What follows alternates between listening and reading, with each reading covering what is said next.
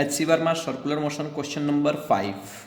Okay, if the horizontal force needed for a turning in the previous problem. Okay, previous हमने question एक बनाया था यहाँ पे, इस क्वेश्चन नंबर 4 का बात कर रहा है. Previous problem is to be supplied by the normal force by the road. देखिए मैं ये बोलता हूँ किसी अगर कोई ऑब्जेक्ट सर्कुलर पाथ पे मूव करता है तो सर्कुलर पाथ पे मूव करने के लिए उसे चाहिए सेंट्रीपिटल फोर्स, और उसको सेंट्रीपिटल फोर्स डिफरेंट तरीका से एक्सटर्नल फोर्स हम लोग अप्लाई, सेंट्रीपिटल फोर्स अप्लाई उसे कर सकते हैं.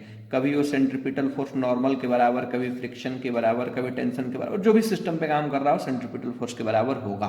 ओके, तो इस क्वेश्चन में ये बोला जा रहा है कि सेम अगर प्रीवियस वो 36 किलोमीटर पर आवर के स्पीड से जाना चाहता है सेम टर्निंग पे विथ रेडियस कितना, मैं लिख देता हूँ गिवन डाटा यहाँ पे, वेलोसिटी कितना से जा रहा है 36 किलोमीटर पर आवर से, यानी कि मैं यहाँ पे लिख सकता हूँ कितना 10 मीटर पर सेकेंड, ये हमारी आय थी, और रेडियस कितना दिया हुआ है 30 मीटर. अब कह रहा है कि ये जो रिक्वायर्ड फोर्स है जो FC हमने लाया था वो, ओके, सेंट्रीपिटल फोर्स रिक्वायर्ड, वो अगर इस पे नॉर्मल प्रोवाइड करें. नॉर्मल कैसे प्रोवाइड करते हैं? By banking of road. Okay, तो हमने मान लिया कि ये हमारा बैंकिंग, देखिए बैंकिंग ऑफ रोड आपने कॉन्सेप्ट पढ़ा होगा, ये banking of road.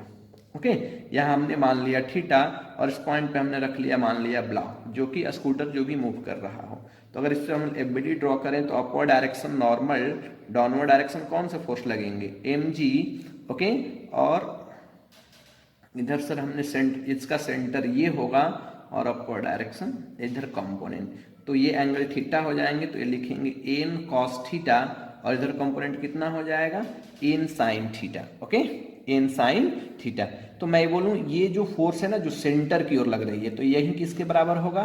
Centripetal force के बराबर होगा. ये फोर्स सेंटर की ओर लग रहा है, बिकॉज सर्कुलर ट्रैक पे मूव करना, तो सेंटर हमेशा इधर होगा इसका.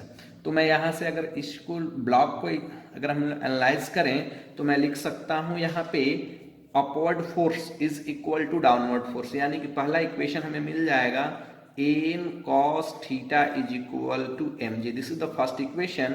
एंड सेकेंड वन कौन सा? Centripetal force. सेंट्रीपिटल फोर्स है हमारा n sin theta is equal to mv square upon r. mv square upon r, ये हमारा हो गया कौन सा? Second equation. जब इसी दोनों सेकेंड हमने फर्स्ट और सेकेंड इक्वेशन को सॉल्व किया तो वैल्यू कितना आ जाएंगे? देखिए सॉल्व, दोनों इक्वेशन को डिवाइड करते हैं. Equation okay second divided by first, जब डिवाइड करते हैं तो हमें मिल जाएगा tan theta is equal to v square by r ji.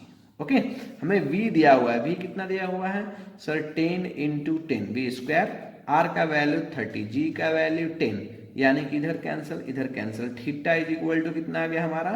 tan inverse 1/3. मतलब हमने ये समझा कि अगर यहाँ पे एंगल tan इनवर्स 1/3 रखें तो इसको सर्कुलर पाथ पे चलने के लिए जो रिक्वायर्ड सेंट्रीपिटल फोर्स है वो नॉर्मल फोर्स हमारा दे देगा.